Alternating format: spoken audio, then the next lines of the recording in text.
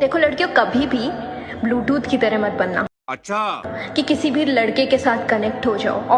एकदम इन्होंने वक्त बदल दिया, जज्बात बदल दिए, जिंदगी बदल दी। ऑप्शंस बहुत मिलेंगे, लेकिन हमेशा अपने स्टैंडर्ड्स मेंटेन रखना। एक हाई वैल्यू वुमेन हमेशा वाईफाई की तरह होती है, जिससे हजारों लड़के कनेक्ट होना चाहते भाई साहब कुछ ज्यादा नहीं हो गया? हैं, लेकिन उसका पासवर्ड सिर्फ उसके पास होता है जिससे वो मोहब्बत करती है। आप कहाँ थे ज्ञानी बाबा?